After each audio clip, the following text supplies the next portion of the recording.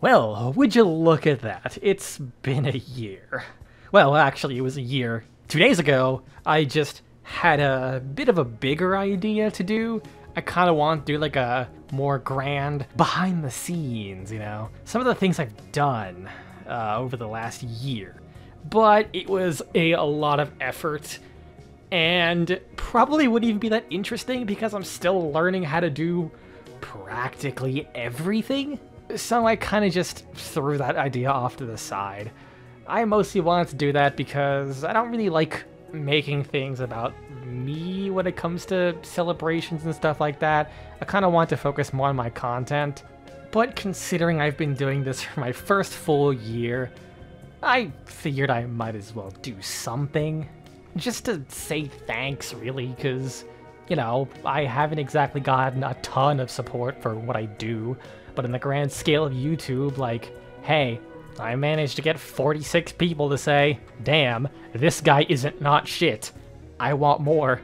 So, you know, it's something. And as you could probably tell, since I had to throw away the other idea I had, I pretty much have no script for this. So you can kind of see how my brain works usually. And that's mostly it doesn't.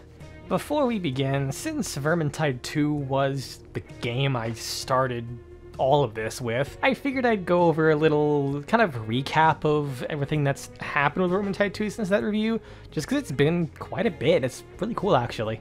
It'll be pretty quick. So they added special modifiers to bosses called grudge marks, which add things like crippling effects or, you know, making it spawn multiple copies of said boss, which I'm sort of on the fence of just because some of the modifier combinations can be such a pain in the ass, but considering how really not scary bosses have been for a while in Vermintide 2, I think it's a good change. Then there's the general additions to Chaos Wastes, like moving some of the really overpowered boons into weapon traits, making them much more restrictive. And I fucking love that, because it is a night and day difference from what it was like previously, where the crit courier got the crit talent, congratulations, it doesn't matter what you got, you just won, unless everyone just went completely fucking brain dead. Now, as someone who likes to play frontlines, who generally can never abuse anything overpowered outside of all of the really tanky passives, I feel substantially more useful by the end of a mission. And then there's the new boons, which are overall more interesting, even if they might not be too outwardly powerful from the ones I've seen. Then you have all the new Bellicor content, like the curses in the special area if you find the unique Bellicor chest in a map. And the fact that Chest of Trials aren't always just bosses, and they can be some pretty hard encounters, like summoning 20 fucking ratlings or summoning a bunch of Chaos Warriors, I think is actually a really nice extra variety, and is arguably harder than bosses. And then you have the new career. Warrior Priest of Sigmar Saltspire. Or Saint Baldy, as a friend of mine calls him, and I fucking love that. This guy is arguably overpowered. His ultimate ability is 5 seconds of invulnerability for him or the target of his choosing. Or, depending on the talent you have, both. He has some incredibly strong passives, one of them being any enemy that dies near him builds up Righteous Fury. Once that bar is maxed out, you enter Righteous Fury mode, I guess, and you'll deal like 20% extra damage to enemies. On top of any enemy that dies, they heal your entire party. And to top it all off, one of his other talents for his ultimate ability is he could just straight up revive someone while also giving them 5 seconds of invulnerability. Oh, and also, when the invulnerability's over, it sends out a pretty solid stagger and kills pretty much any trash enemy that's around you. And that same talent that revives people will also heal them for all damage they took in the last 3 seconds before the ability was cast. And while he's melee only, he gets some incredibly powerful melee weapons, like the Flail and Mace that has really good crowd clear on top of pretty solid defense. And then you also have a Skull Splitter Hammer, which, unlike the regular hammer, is substantially more versatile. Despite that, I kinda don't care how powerful he is, because I just really enjoy playing him. It's so fun to just pop my bubble on myself or my teammate, and kinda just saunter up to the enemy without giving a single fuck.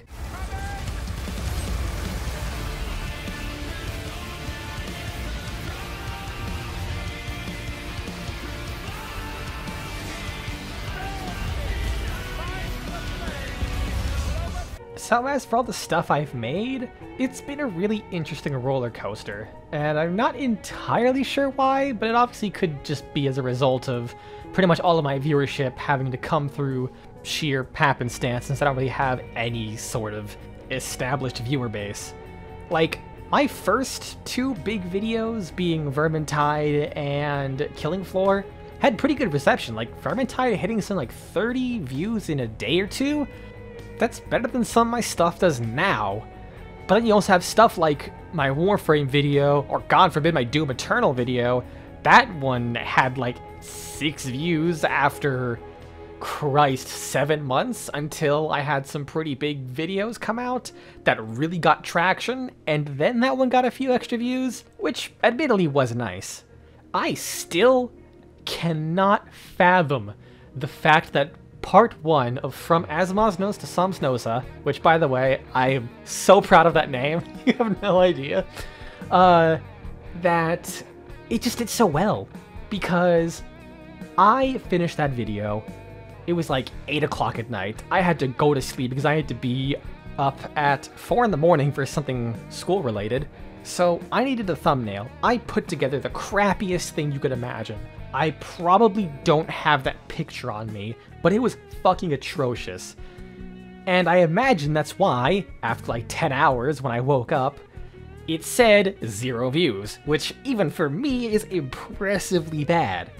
So, I just deleted the thumbnail, let YouTube pick some random one, and after I came back after like 12 hours of not being able to do anything and check that, it kind of got like a lot of fucking views, and I was really shocked, especially because I thought that video would just do the worst. It was a very dry and straightforward episode, even if it was on a pretty niche topic, and then it just fucking blew up out of nowhere for what I do.